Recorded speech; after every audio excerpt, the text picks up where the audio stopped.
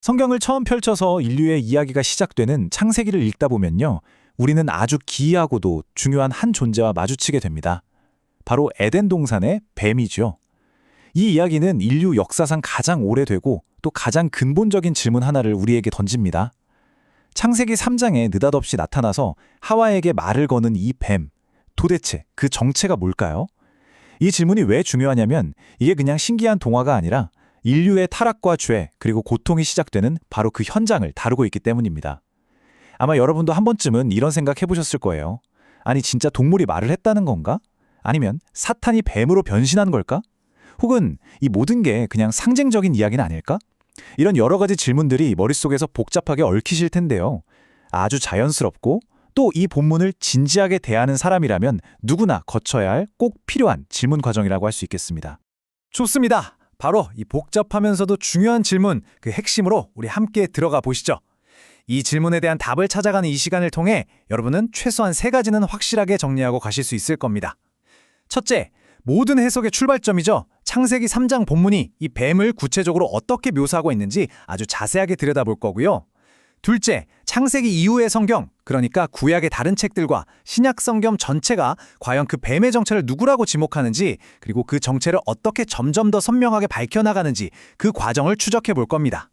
그리고 마지막으로 이 2가지 성경적인 증거를 종합했을 때 이거냐 저거냐 하는 단순한 선택을 넘어서는 가장 성경적이고 균형 잡힌 답이 무엇인지 명확하게 이해하시게 될 겁니다. 자, 우리가 앞으로 함께 살펴볼 내용의 결론부터 딱 짚고 넘어가면 여러분이 전체 그림을 보시는데 훨씬 쉬울 것 같아요. 성경 전체가 우리에게 일관적으로 보여주는 답은 이겁니다. 에덴 동산의 뱀은 실제 동물이냐 아니면 사탄이냐 하는 양자택일의 문제가 아니라는 거죠. 이건 둘 다와 관련된 좀 더 입체적인 사건입니다. 다시 말해서 하나님을 대적하는 악한 영적 존재인 사탄이 하나님이 만드신 실제 피조물, 뱀을 자기의 도구로 사용해서 하와에게 접근하고 유혹했다는 겁니다.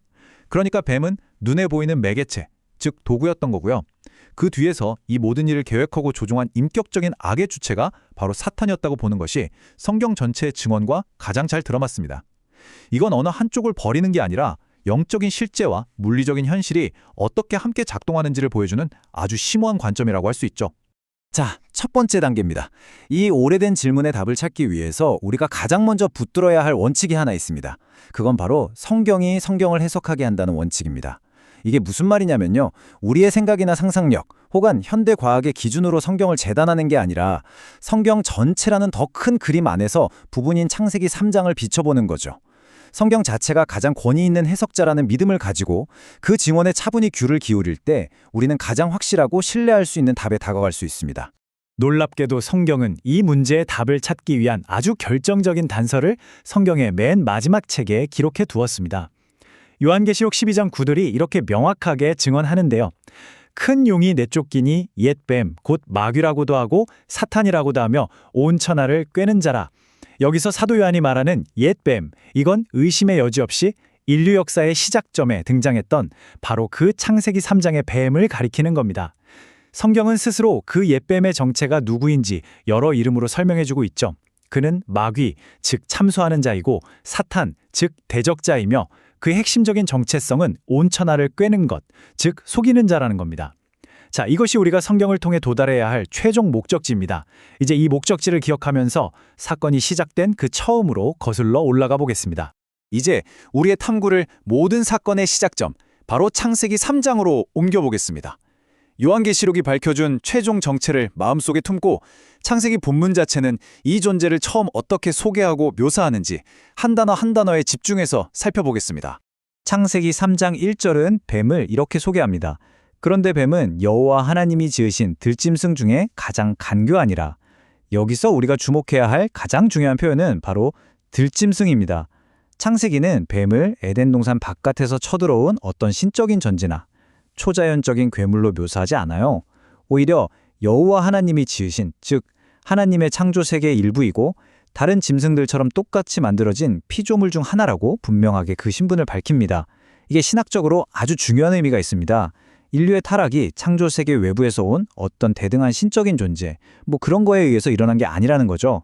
선하게 창조된 세계 내부에서 한 피조물이 또 다른 피조물을 유혹하는 방식으로 시작되었다는 것을 보여줍니다. 그런데 이 피조물인 뱀을 통해 드러나는 유혹의 전략은 정말 놀라울 정도로 교활하고 체계적입니다. 총 4단계로 진행되는데요.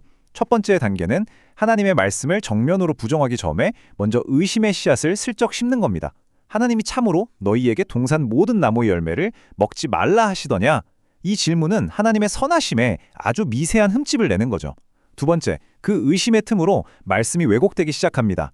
하와가 하나님의 명령에 없던 말, 만지지도 말라는 말을 덧붙여버려요. 하나님의 분명한 말씀을 더 까다로운 규칙으로 만들어서 부담감과 반감을 갖게 하는 겁니다. 셋째, 마음이 흔들린 걸 확인하자 뱀은 드디어 하나님의 말씀을 정면으로 부인합니다. 너희가 결코 죽지 아니하리라. 하나님의 경고를 그냥 거짓말로 만들어버리죠. 마지막 네 번째 단계로 가장 강력하고 매력적인 거짓 약속을 제시합니다. 너희가 그걸 먹으면 눈이 밝아져서 하나님과 같이 될 거야. 이 교묘한 4단계 전략이 노리는 궁극적인 목표, 그 핵심은 과연 무엇이었을까요? 그것은 바로 이것입니다. 하나님의 말씀이라는 절대 기준 없이 이제 네가 직접 선과 악을 판단하는 기준이 될 수 있다. 이건 단순히 선악과 하나 따먹은 불순종의 문제가 아니에요. 이건 창조주이신 하나님의 주권에 대한 정면 도전이고 피조물이 스스로 신의 자리에 오르겠다고 선언하는 독립선언과도 같습니다. 사탄의 유혹은 언제나 우리에게 더 큰 자유, 더 많은 지혜를 약속하는 것처럼 보이지만 그 끝은 언제나 우리를 생명의 근원이신 하나님으로부터 떼어놓아 고립시키고 결국 죽음으로 이끌어갑니다. 자, 그런데 여기서 또 한 번 아주 중요한 질문이 생깁니다. 아니, 창세기 3장에는 사탄이라는 단어가 한 번도 안 나오잖아요? 그런데 왜 자꾸 이 뱀의 배우를 사탄이라고 확신하는 거죠? 네, 정말 날카롭고 좋은 질문입니다. 그 답을 찾기 위해서 우리는 성경이 진리를 드러내는 고유한 방식, 바로 점진적 계시라는 개념을 이해할 필요가 있습니다. 성경은 마치 캄캄한 어둠 속에서 동이 서서히 토오르는 것처럼 시간이 흐르면서 진리를 더욱 밝고 선명하게 드러냅니다. 악의 배후에 있는 그 존재의 정체도 마찬가지예요. 창세기에서는 그저 가장 간교한 뱀으로 실체의 그림자만 어렴풋이 보입니다. 그러다가 욥기나 스가랴서 같은 책에 이르면 하늘에서 하나님의 백성을 고소하고 대적하는 영적 존재, 사탄이라는 이름이 구체적으로 등장하죠. 그리고 신약시대로 넘어와서 예수님께서 그의 본질을 거짓의 아비요, 처음부터 살인한 자라고 명확하게 규정하시면서 그 실체를 폭로하십니다. 그리고 마침내 요한계시록에서 창세기의 그 옛뱀이 바로 사탄이었다는 사실이 완전한 빛 가운데서 밝혀지는 겁니다. 이게 바로 점진적 계시의 원리입니다. 예수님께서 직접 하신 이 말씀이야말로 창세기 3장 사건에 대한 가장 권위 있는 신학적 해석이라고 할 수 있습니다. 요한복음 8장 44절에서 예수님은 이렇게 말씀하십니다. 너희는 너희 아비 마귀에게서 났으니 그는 처음부터 살인한 자요 진리가 그 속에 없으므로 거짓말쟁이요 거짓의 아비가 되었습니다. 여기서 처음부터 살인한 자라는 말씀은 인류에게 첫 거짓말로 영적인 죽음을 가져온 존재가 바로 그라는 걸 암시하고요. 거짓의 아비라는 표현은 에덴 동산에서 벌어진 첫 거짓말의 근원이 바로 그에게 있다는 걸 분명히 하는 거죠. 예수님의 이 말씀은 창세기의 비극이 단순한 동물의 실수가 아니라 거짓과 죽음으로 인간을 끌고 가는 악한 인격적 존재의 계획적인 역사였음을 가장 강력하게 증언하는 겁니다. 사도 바울도 이 연결고리를 너무나 분명하게 알고 있었습니다. 고린도후서 11장 3절에서 고린도 교인들을 걱정하면서 이렇게 말하거든요. 뱀이 그 관계로 하와를 미혹한 것 같이 너희 마음이 그리스도를 향하는 진실함과 깨끗함에서 떠나 부패할까 두려워하노라. 바울은 에덴 동산의 사건을 직접 언급하면서 이게 지금 교회 안에서도 똑같이 일어날 수 있는 유혹의 원형이라고 말하는 겁니다. 그리고 바로 이어서 14절에서 그 미혹의 주체가 누구인지 밝히죠. 이것은 이상한 일이 아니니라 사탄도 자기를 광명의 천사로 가장하나니. 바울에게 창세기 3장의 뱀 이야기는 그냥 옛날 이야기가 아니었어요. 오늘날에도 성도들을 속이는 사탄의 속임수의 가장 대표적인 사례였던 거죠. 그렇습니다. 지금까지의 성경적 증거들을 종합해보면 결론은 아주 명확해집니다. 우리는 말하는 뱀은 비과학적이니까 그냥 상징이야 라고 축소하거나 뱀은 그냥 사탐 그 자체야 라고 단순하게 생각하는 것을 넘어설 필요가 있습니다. 성경이 보여주는 그림은 이겁니다. 창세기 3장의 뱀은 하나님이 창조하신 실제 피조물이었습니다. 동시에 그 피조물을 도구로 사용해서 인류를 유혹하고 하나님을 대적한 인격적인 악의 세력, 즉 사탄이 그 배후에 있었던 겁니다. 이것이야말로 성경 전체가 일관되게 증언하는 입체적이고 온전한 진실입니다. 자, 이제 이야기의 분위기를 한번 극적으로 바꿔보겠습니다. 인간의 끔찍한 타락과 그 배후를 분석하는 것을 넘어서 그 가장 절망적인 상황에 대한 하나님의 첫 번째 반응을 살펴보려고 합니다. 우리는 보통 이 장면에서 하나님의 무서운 심판과 저주에만 집중하기 쉬운데요. 그런데 정말 놀랍게도 하나님은 죄인들을 향해 저주를 선포하시는 바로 그 순간에 인류 구원의 역사 전체를 여는 가장 위대한 약속의 씨앗을 함께 심어 놓으셨습니다. 신학자들은 하나님께서 뱀에게 하신 저주의 말씀 속에 담긴 이 첫 구원의 약속을 원시복음이라고 부릅니다. 말이 조금 어렵죠?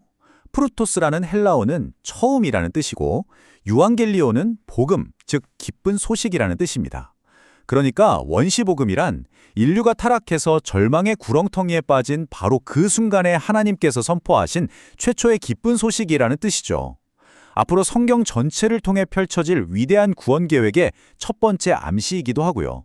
성경 전체를 여는 열쇠와도 같은 아주 중요한 구절입니다. 바로 이 구절, 창세기 3장 15절입니다. 하나님께서 뱀, 즉 그 배후의 사탄을 향해 이렇게 선포하십니다. 내가 너로 여자와 원수가 되게 하고 내 후손도 여자의 후손과 원수가 되게 하리니 여자의 후손은 네 머리를 상하게 할 것이고 너는 그의 발꿈치를 상하게 할 것이니라. 여기서 여자의 후손은 장차 인류를 구원하기 위해 오실 메시아, 바로 예수 그리스도를 가리킵니다. 그분이 뱀, 즉 사탄의 머리를 상하게 할 것이라고 예언해요. 머리를 상하게 한다는 건 치명적인 패배, 완전한 파멸을 의미하죠. 반면에 뱀은 그의 발꿈치를 상하게 할 거라고 합니다. 이건 고통스럽지만 치명적이지는 않은 상처, 바로 십자가의 고난을 암시하는 겁니다. 인류 역사상 가장 어두운 바로 그 순간에 하나님은 이미 사탄의 완전한 패배와 인류 구원의 최종 승리에 대한 청사진을 선포하고 계셨던 겁니다. 그리고 신약의 저자들은 바로 이 창세기의 첫 약속이 예수 그리스도를 통해 완벽하게 성취되었다고 확증합니다.